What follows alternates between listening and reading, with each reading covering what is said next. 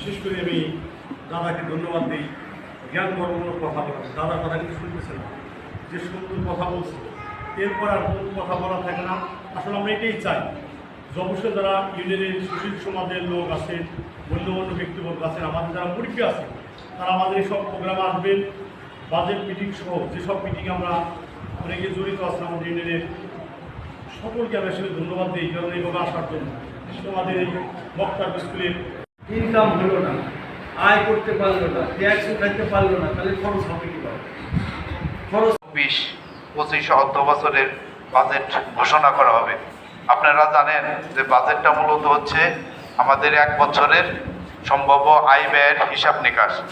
এটা একটা আনুমানিক হিসাব।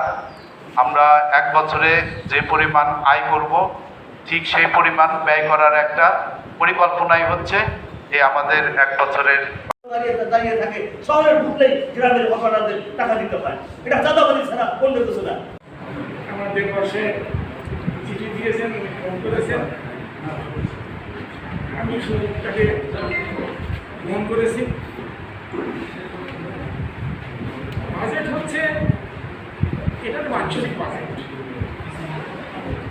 বাজেট হচ্ছে একটি পরিষদের সুনির্দিষ্ট সীমানার মধ্যে আয় এবং ব্যয় কর্ম পরিকল্পনার একটি রূপরেখা আছে।